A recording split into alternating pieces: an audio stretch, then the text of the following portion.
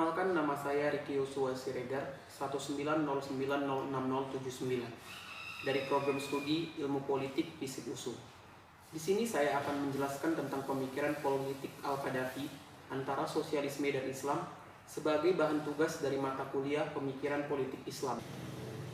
Muammar Abu Minyar Qaddafi, atau yang lebih dikenal dengan Qaddafi, adalah seorang tokoh revolusi dan politikus asal Libya. Beliau lahir di kota Sirte, Tripolitania pada 19 Juni 1942. Muammar merupakan anak tunggal dari orang tuanya yang bernama Abu Minyar dan istrinya Aisyah Al-Qaddafi, berasal dari suku Qaddafi yang bermukim di padang pasir. Kedua orang tua Qaddafi sangat bangga dengan kesukuannya, sebab mereka masih mempunyai pertalian darah dengan Nabi Muhammad. Ia berkuasa di Libya sebagai kepala revolusioner Republik Arab Libya dari tahun 1969 hingga tahun 1977, dan kemudian sebagai pemimpin dan penuntun revolusi Jamahiriyah Arab Libya dari tahun 1977 hingga tahun 2011. Ia awalnya memperjuangkan nasionalisme dan sosialisme Arab, tetapi kemudian mengikuti ideologinya sendiri yang lebih dikenal dengan teori internasional ketiga. Qaddafi di dalam pemikirannya dianggap sebagai seorang pemikir yang menggabungkan antara sosialisme dan Islam. Kata sosialisme berasal dari bahasa Latin, yaitu socius, yang berarti pertemuan atau persahabatan di dalam bahasa Indonesia.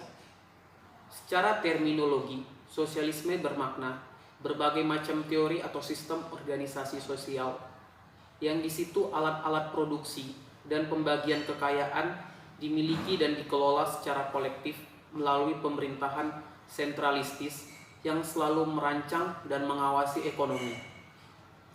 Seiring dengan pengertian sosialisme yang terus berkembang, ia sering dikaitkan dengan produk sejarah dan kebudayaan. Sedangkan sosialisme Islam adalah istilah yang diciptakan oleh berbagai pemimpin muslim di dunia untuk menjelaskan bentuk sosialisme yang lebih spiritual. Sosialis muslim percaya bahwa ajaran Quran dan Muhammad sesuai dengan prinsip kesetaraan ekonomi dan sosial. Mereka mengambil inspirasi dari negara kesejahteraan Madinah awal yang didirikan oleh Nabi Muhammad.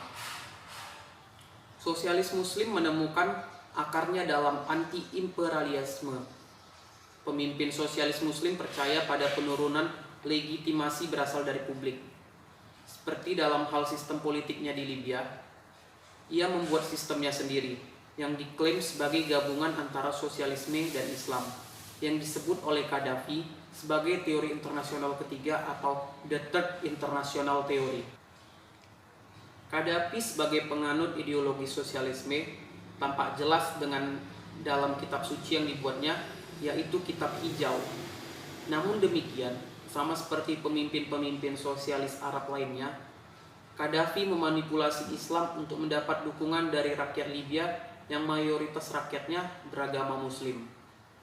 Memang banyak retorika Qaddafi yang sepertinya sejalan dengan Islam. Namun demikian, buku hijaunya membuktikan bahwa dia tidak lebih daripada seorang sosialis.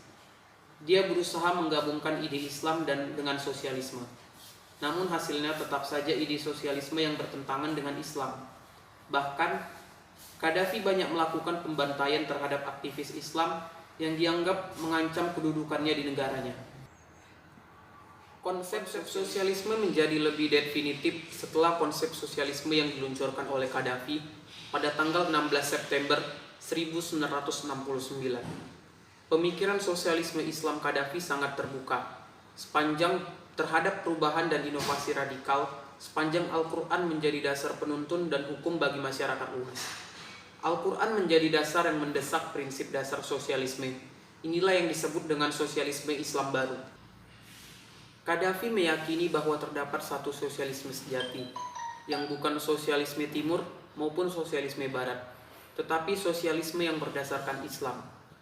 Meskipun Islam merupakan sumber utama gagasan sosial Qaddafi, ia melihat sosialisme sebagai sebuah kebenaran yang tidak tergantung kepada Islam dan sudah eksis sebelum Islam, meskipun Al-Quran sendiri mengakui dan meneguhkan sosialisme itu. Selain itu, Qaddafi menegaskan bahwa Islam adalah agama sosialisme sejati. Sosialisme sejati merupakan ajaran yang hendak mewujudkan persamaan dalam kesempatan, keadilan sosial, dan pengakuan terhadap ikatan sakral antara elemen masyarakat. Sosialisme sejati ini adalah sosialisme Arab dan Islam yang merupakan ideologi masyarakat dunia ketiga. Dengan demikian, menurut Qaddafi, Islam telah mengajarkan sosialisme sebelum Marx dan Lenin. Islam bagi Qaddafi menyediakan pencapaian keadilan dan kesetaraan. Islam melarang orang kaya untuk menggunakan kekayaannya sebagai alat opresi atau eksploitasi rakyat. Untuk itulah diadakan pembatasan hak milik.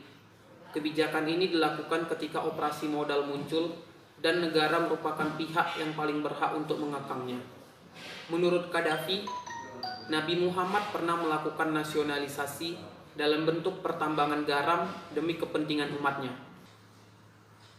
Qaddafi meyakini bahwa Al-Quran dengan penafsiran yang baru syarat dengan konsep perubahan secara revolusioner. Menurut Qaddafi, prinsip-prinsip fundamental dari sosialisme sejati akan ditemukan di dalam Al-Quran. Ide sosialisme Islam bukan merupakan barang baru bagi Qaddafi. Ide ini merupakan gagasan orisinal Jamal Abdul Nasser yang berlandaskan pada nasionalisme Arab. Namun, Qaddafi merupakan orang pertama yang menggunakan istilah sosialisme Arab Islam sebagai basis ideologi. Terima kasih, demikianlah penjelasan saya tentang pemikiran politik Al-Qaddafi antara sosialisme dan Islam. Mohon maaf bila terdapat salah atau kata yang kurang berkenan. Terima kasih.